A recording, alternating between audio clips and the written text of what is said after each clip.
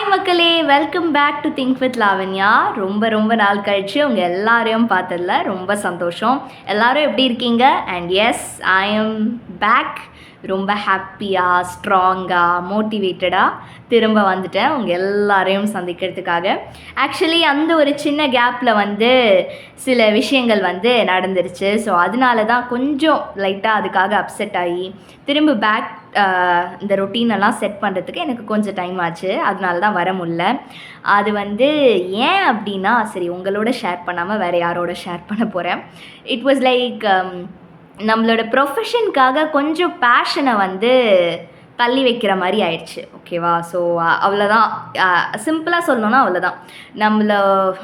என்னோடய work and ஸ்டடீஸ்க்காக கொஞ்சம் பேஷனை தள்ளி வைக்கிற மாதிரி அதை இப்போது கண்டினியூ பண்ண முடியாது அப்படின்ற மாதிரி ஆயிடுச்சு. ஸோ எனக்கு அது ரொம்ப பிடிச்ச பேஷன் அப்படின்றதுனால அது கொஞ்சம் நம்ம சில விஷயத்தோட ரொம்ப அட்டாச்சாக இருப்போம்ல, அந்த மாதிரி எனக்கு அந்த பேஷன் ரொம்ப பிடிக்கும். ஸோ அதை பண்ண முடியல அப்படின்றதுனால கொஞ்சம் லைட்டாக வருத்தத்தில் இருந்தேன். And that's fine.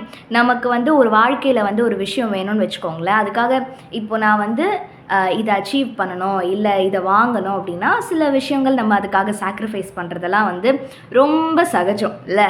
ஸோ அந்த மாதிரி இது ஒரு விஷயம் அப்படின்ட்டு அதை கடந்து வந்தாச்சு. So that was a simple thing. But it took me a little more time.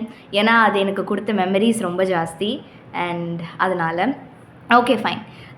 இன்றைக்கி எதை பற்றி நம்ம பேச போகிறோம் அப்படின்னா, ரிலேட்டட் டு இது தான். இந்த பேஷனை கண்டினியூ பண்ண முடியாது, இதுக்கு கொஞ்சம் பிரேக் அப்படின்றப்ப நான் படித்த ஒரு கோட், அதுதான் எனக்கு இப்போ உங்ககிட்ட சொல்லணும்னு தோணுது. And yes, everything happens for a reason.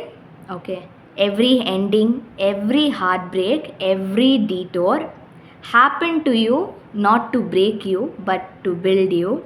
So maybe the reason for that may not be known now, but definitely you will come to know. And it's okay to be not okay, and you will definitely be okay. And it all made you together very strong. It built you, it shaped you, and it excelled you அப்படின்ட்டு படித்தேன்.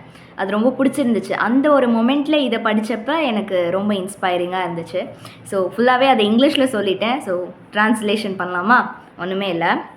Like உங்களுக்கு எல்லாமே, நம்மளுக்கு நடக்கிற எல்லாமே ஒரு ரீசனுக்காக, ஒரே ஒரு விஷயத்துக்காக நடக்குது. ஸோ நமக்கு நடக்கிற சில என்ன சொல்கிறது, ஹார்ட் பிரேக், ஓகே, ஒரு மனவலி, வருத்தம், ஒரு சோகம், ஒரு ஏமாற்றம், அதுக்கப்புறம் எவ்ரி ஹார்ட் பிரேக், எவ்ரி டீட்டோர்னால் லைக் நம்ம ஒன்று நினைப்போம், அது நடக்காமல் போகிறது. அண்ட் எவ்ரி எண்டிங், ஒரு முடிவும் நம்மளை உடைக்கிறதுக்காக நடக்கிறது இல்லை. அது நம்மளை செதுக்குது, நம்மளை அழகாக உருவாக்குது, நம்மளை இன்னும் ஸ்ட்ராங்காக்குது. ஸோ அந்த விஷயம் ஏன் அப்போ நடந்தது அப்படின்றது நமக்கு அப்போ தெரியலனாலும் டெஃபினட்டாக ஒரு நாள் அதோட ரீசன் தெரியும். அண்ட் அப்போ தெரிகிறப்ப நம்ம நினைப்போம், அந்த ரீசன் அது நடந்ததுனால இப்போ நான் நல்லா இருக்கேன், எல்லாமே எனக்காக கரெக்டாக நடந்திருக்கு அப்படின்ட்டு. ஸோ அப்படி தான் அந்த மொமெண்ட் கஷ்டமாக இருக்கும், பட் அதுக்கப்புறம் எல்லாமே செட்டில் ஆகிடும். ஸோ எஸ், உங்கள் எல்லாரையும் பார்த்ததில் ரொம்ப ஹாப்பி. அண்ட் எப்பயும் சொல்கிற மாதிரி, யாருக்காகவும் எதுக்காகவும் உங்கள் அழகான ஸ்மைலை விட்டு கொடுத்துடாதீங்க.